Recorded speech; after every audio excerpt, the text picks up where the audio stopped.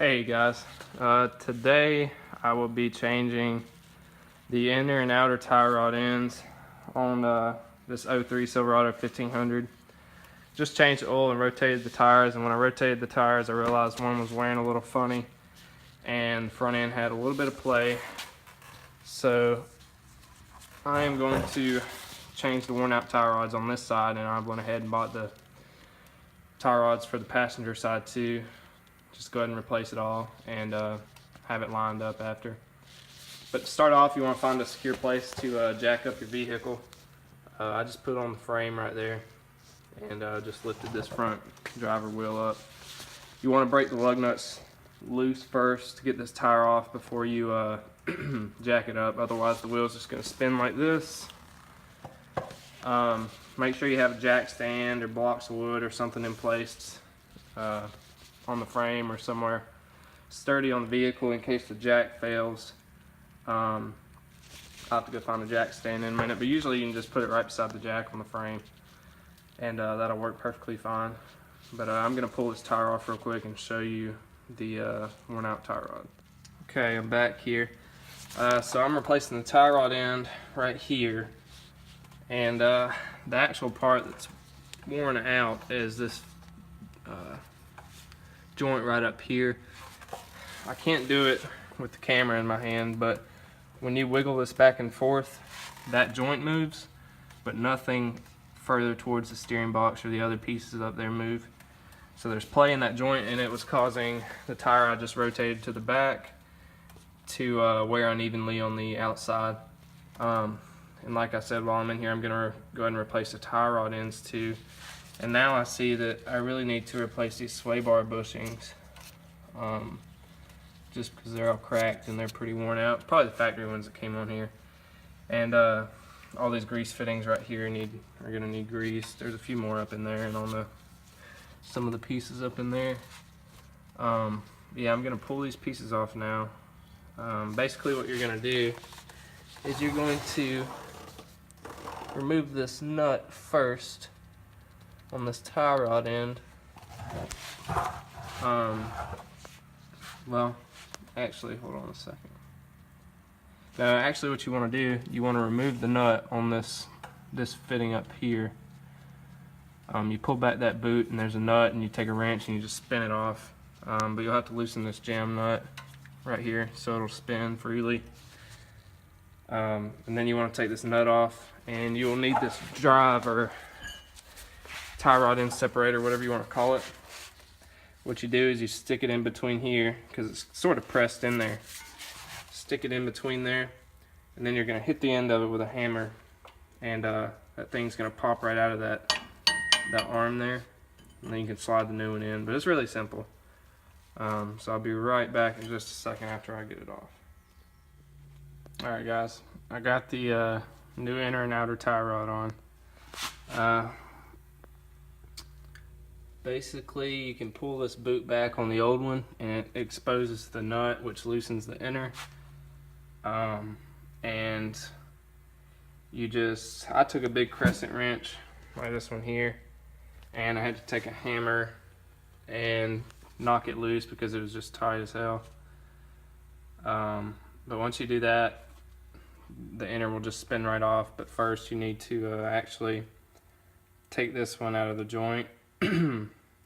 Just pop it up like I was showing you earlier, shove that fork in there, beat it through, and that pops right out, and then you can loosen that one and you'll just spin it counterclockwise right off, and it comes right off.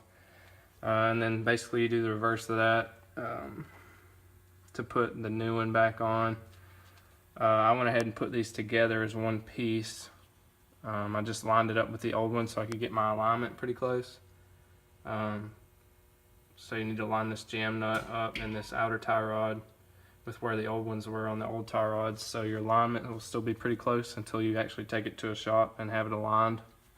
So just be careful and make sure you match that up. I just counted the threads that were exposed and put it as close as I could to the old one. So then, yeah, you just thread the inner into the center link up there, and then you'll pop this down in the spindle, and you'll put the nut on the bottom. And there's actually a cotter pin that will go through that nut to keep it from backing off, just in case it gets loose.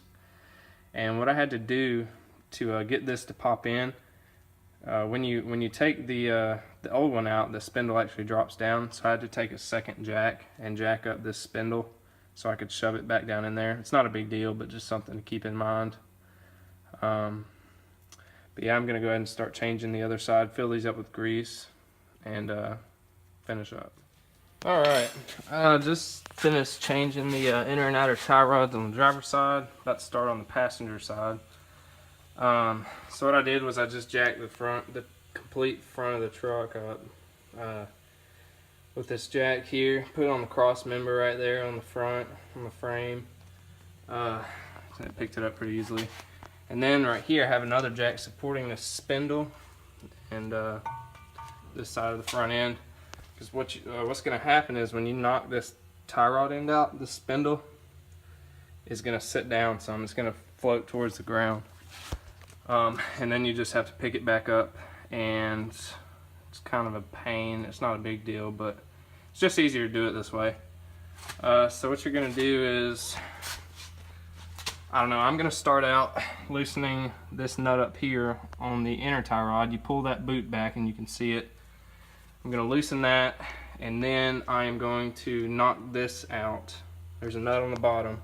Sometimes there's a cotter pin. So take the cotter pin out, loosen that, and then take your trusty fork here, driver, put it in between the boot and the spindle here, and you're going to take a hammer and hammer the end of it into there, and it's going to separate this tie rod end from this spindle, and then you can put the new ones on. So I'm going to do that real quick, and I will be right back, guys. Alright, just got both sides of the tie rods changed. Filled all the joints up with grease and greased all the other grease points in the front end up here. So here's what we replaced: outer tie rod end and the inner tie rod here. And I used Moog parts. They're really good stuff. I think they might be a little bit heavier than the factory. They come with a limited lifetime warranty. So if there's a defect or anything, or something kind of goes off and it wasn't supposed to be wearing out like it was, then you can take it back and they'll replace it. They stand up for their stuff pretty well. But in case you guys didn't know, if you want to beef up these even more, rough country, make some sleeves that take the place of the jam nut. You can thread them on. I was thinking about getting them, but they're about 45 bucks for the pair for each side, for both sides actually. But I just don't do much off-roading, so I didn't figure it'd be worth it. But yeah, that's how to change inner and outer tie rod ends. It's not too big a deal. Might take you a couple hours if you're new at it, but pretty easy job. Just sort of aggravating. You get greasy and nasty, but pretty easy. So, all right, guys, thanks for watching.